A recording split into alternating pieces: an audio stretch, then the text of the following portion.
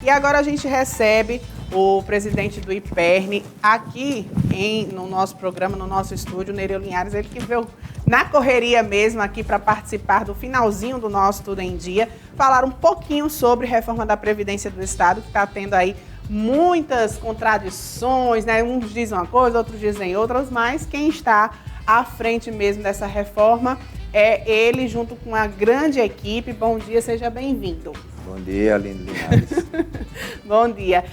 Vamos começar pelo lógico e o óbvio, que é ter que fazer realmente essa reforma da Previdência independente do governo federal. Por que fazer agora? A reforma ela é necessária e ela é obrigatória, né? A obrigatoriedade da reforma, é óbvio que se você procurar lá no texto da emenda constitucional essa obrigatoriedade, você não vai encontrar isso lá. Você vai encontrar no artigo 167 da Constituição, que diz que o Estado que não se adequar às normas, às regras previdenciárias, ele terá o CRP suspenso, que é o Certificado de Regularidade Previdenciária. E com esse CRP suspenso, o Estado deixa de receber transferências voluntárias, como transferências de convênios, de empréstimo. E isso afeta muito o Estado. Como é que está o déficit do Estado em relação à Previdência? O déficit do Estado, ele é hoje de 140 milhões, ele é um déficit de 140 milhões. Mensal? Mensal. Esse déficit é um déficit crescente e a reforma visa também, não somente isso, né, mas ela visa também a redução desse déficit. É claro que foi determinação da governadora que no Estado se discutisse com as categorias o que foi feito até agora, né, inclusive fechamos um pacto com algumas categorias, pelo menos 5 categorias ou 6, que fizeram algumas propostas, e essas propostas foram analisadas, foram avaliadas e boa parte delas foi aceita, inclusive na proposta que foi remetida para a Assembleia.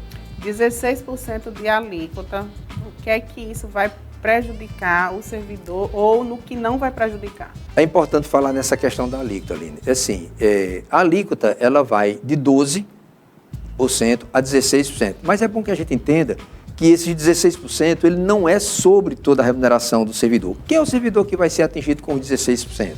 Aquele servidor que ganha o teto, ou seja, R$35 mil, 35.900. E esse servidor vai pagar então 16%? Olha, não é bem assim. Ele vai pagar dentro das faixas salariais. Então, de R$ 1 a R$ 2.500, ele vai pagar uma alíquota de 12%. Noutra faixa salarial ele vai para o 14%, noutra ele vai para 16%, ou seja, o 16% dele é na faixa final, certo? Na faixa final, de 25 até os 35.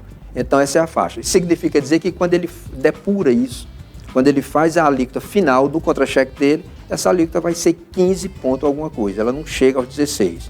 Lembrando que o imposto de renda é calculado depois de abatida a alíquota previdenciária. Isso vai refletir também numa redução lá na questão do imposto de renda do servidor. E o servidor que recebe menos, que recebe bem menos, né? Está lá na faixa de R$2.000, R$3.000, R$4.000. Quanto é que fica essa alíquota? O servidor que recebe menos, ele vai ser taxado a partir de 11%, na faixa de até R$2.500, é a faixa que continua, de 11%. E a partir daí ele vai crescendo também nas faixas, certo? É bom fazer dar uma explicação sobre essa situação, que é o que está sendo muito batido, que o servidor de faixa baixa, de renda baixa, ele estaria sendo mais beneficiado na reforma do governo federal do que na do governo estadual. Olha, vamos lembrar o seguinte, o governo federal ele não tem remuneração de menos de R$4.000, certo?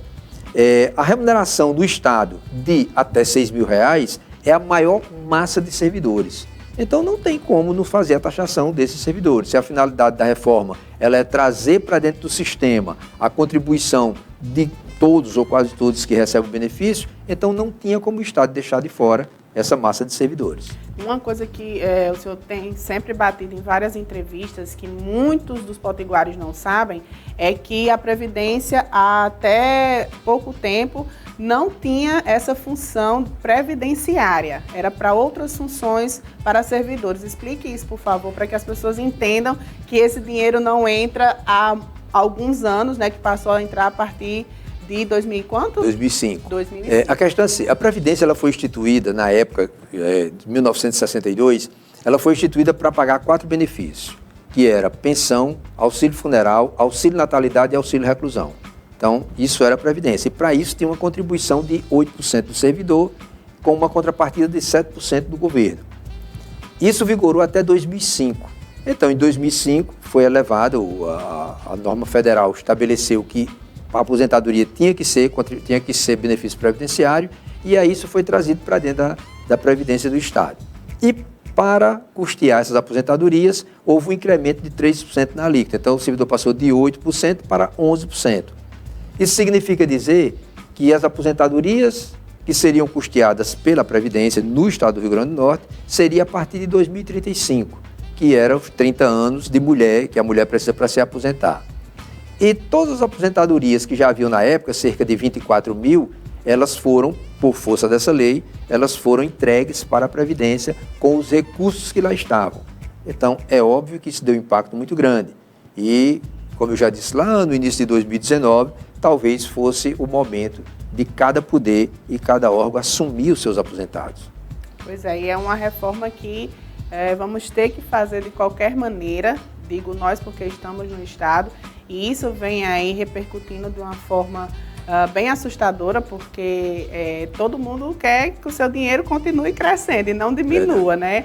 E essa reforma aí vai trazer alguns benefícios para os servidores, né? A questão do servidor e a questão da população, como você acabou de mencionar aí. A gente tem que lembrar que se a gente tem uma dívida mensal de 140 milhões, e se o governo tem que aportar 140 milhões para cobrir a folha de aposentados, ele tira de algum canto, né? E esse canto de onde ele tira, ele pode ser da saúde, da educação, da segurança e de outros programas sociais que o governo deixa de fazer, até a questão do investimento que ele deixa de fazer. Então, a questão previdenciária, ela é uma questão que não envolve só o servidor público, não envolve só o contribuinte da Previdência, ela envolve toda a sociedade, porque toda a sociedade contribui ou é afetada por essa questão previdenciária. Mas é bom a gente fazer aqui uma ponderação, Aline. Veja bem, o Estado, claro que todo mundo está reclamando, mas a gente tem que se lembrar que o Estado do Rio Grande do Norte foi o único Estado do Brasil que discutiu a questão previdenciária com os principais interessados, que são os servidores. Nenhum outro Estado fez isso. Tanto é que o Estado, nessa discussão, retardou e só mandou a proposta para a Assembleia ontem, certo? Não podia ser diferente do Estado do Rio Grande do Norte, porque a governadora do Estado do Rio Grande do Norte, ela é uma governadora de origem sindical, ela é uma governadora de base, da origem das bases. Então não tinha como ela fazer essa reforma com desinformação ou de forma sodada que o servidor só ficasse sabendo depois de uma lei aprovada ou depois que ela estivesse na Assembleia. Então a governadora fez sim a discussão com todas as categorias, algumas realmente se retiraram da mesa de negociação, não apresentaram nenhuma proposta, mas as que ficaram apresentaram e essas propostas foram analisadas, foram avaliadas e alguma delas foi aceita. Então é bom lembrar isso, né, que a discussão foi feita, tanto é que houve esse acerto, esse acordo com algumas categorias, cerca de 5 ou 6 categorias, que inclusive assinaram o documento, firmaram o documento, apoiando o que foi mitigado na reforma. Quando essa reforma finalmente estiver aprovada de todas as maneiras, quando é que ela passa a vigorar? Ela passa a vigorar, algumas nuances dela, algumas situações específicas, ela passa a vigorar a partir do momento da promulgação. Com relação às alíquotas, por exemplo, ela não passa a vigorar a partir da promulgação. A alíquota, ela se trata de tributo, e aí esse tributo, a própria lei federal estabelece que ele só possa entrar em vigor pelo menos 90 dias depois da aprovação. Então, depois dela aprovada, a questão do tempo, da idade, da forma de cálculo, tudo isso vai passar a vigorar, porém, a alíquota em si, no contra-cheque do servidor, só 90 dias depois dela aprovada. Então, né, algumas informações a respeito da reforma da Previdência do Estado do Rio Grande do Norte com o presidente do IPERN, Nereu Linhares, que está aqui em Mossoró para fazer algumas reuniões, né, explicativas, de orientação mesmo a respeito dessa reforma, que não está sendo muito fácil, Verdade. Né? Até porque quando mexe no nosso bolso, já viu, né? A confusão está feita. Eu quero agradecer a presença e trazer outras informações, né? A gente vai tentar ficar trazendo mais informações a respeito disso